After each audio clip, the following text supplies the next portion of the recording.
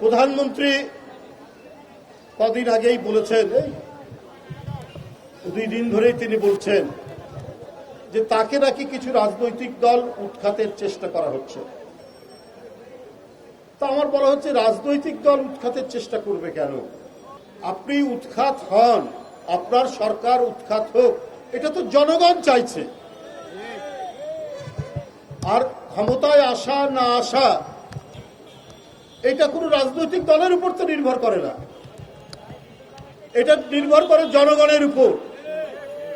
আপনি জনগণের সেই মালিকানা কেড়ে নিয়েছেন, সেই অধিকার কেড়ে নিয়েছেন, আপনি ডাকাতের মতো ভোটাধিকার আপনি হরণ করেছেন।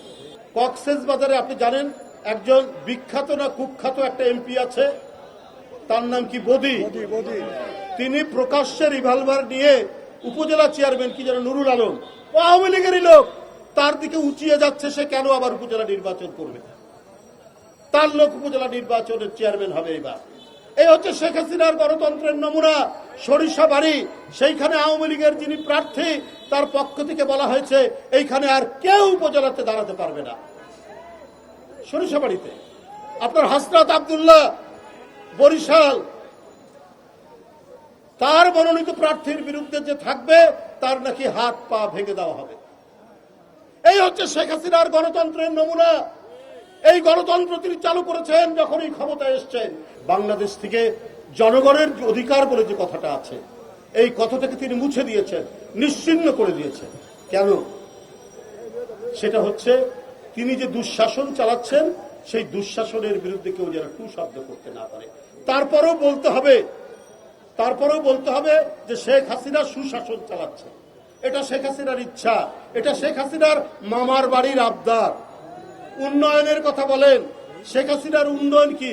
ওই যে একটা প্রবাদ আছে না, অন্ধের হস্তি দর্শন, অন্ধের হাতি দর্শন। এই হচ্ছে শেখ হাসিনার উন্নয়ন। মানুষের উন্নতি নাই, মানুষের কথা বলার অধিকার নাই, মানুষ অনাহার ক্লিষ্ট, মানুষ অভুক্ত, তারপরেও শেখ হাসিনার উন্নয়নের কথা বলতে হবে। আর এই জন্যই তিনি গণতন্ত্র বিরোধী দল বিএনপি এগুলো সহ্য করতে পারেন না।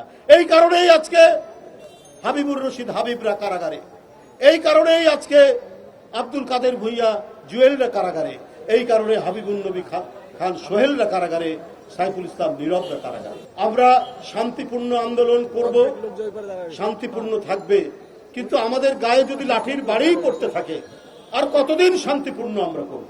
প্রতিবাদ এবং প্রতিরোধ এইবার একসাথে যুগ্মভাবে চালাতে হবে, না হলে আরো অনেক হাবিবুর রশিদ হাবিবদেরকে জেলে যেতে হবে, প্রতিকার পাওয়া যাবে না।